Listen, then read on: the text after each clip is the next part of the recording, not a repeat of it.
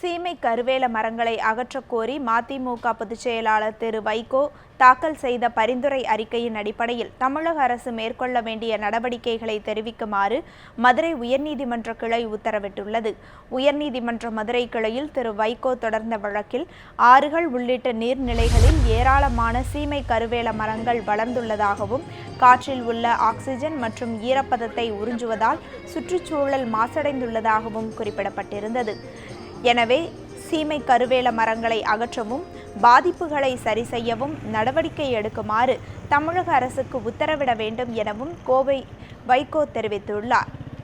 இந்த மனு விசாரணைக்கு வந்தபோது ஏற்கனவே நீதிமன்றம் உத்தரவிட்டதன்படி சீமை கருவேல மரங்களை அகற்றுவது குறித்து தனது பரிந்துரைகளை வைகோ நீதிமன்றத்தில் அறிக்கையாக சமர்ப்பித்திருந்தார். இந்த அறிக்கையின் அடிப்படையில் தமிழக அரசு மேற்கொள்ள வேண்டிய நடவடிக்கைகளை தெரிவிக்குமாறு நீதிபதிகள் ஆர். சுதாகர், வி.எம். வேலுமணி அடங்கிய அமர்வு உத்தரவிட்டு வழக்கினை ஜனவரி மாதத்திற்கு ஒத்திவைத்தனர். இன்றைக்கு அரசாங்கத்தினுடைய பிரதான செயலாளர், சுற்றுச்சூழலையும் பார்க்கின்ற பிரதான செயலாளருடைய அறிக்கை தாக்கல் செய்யப்பட்டிருக்கிறது. அதில் ஆங்காங்கு கிராமங்களில் இருக்கக்கூடிய மக்களுக்கு, விவசாயிகளுக்கு இந்த வேலிக்கருவிகளை எரிப்பதனால் அதுக்கு வருமானம் கிடைக்கிறது என்று கூறிய கருத்தை நான் கடுமையாக ஆட்சேபித்தேன். அப்படி என்றால் வேலிக்கருவிலையை தொடர்ந்து நீடிப்பதற்கு அரசாங்கம் நடவடிக்கை எடுக்கிறதா, கண்டுகொள்ளாமல் இருக்கிறதா?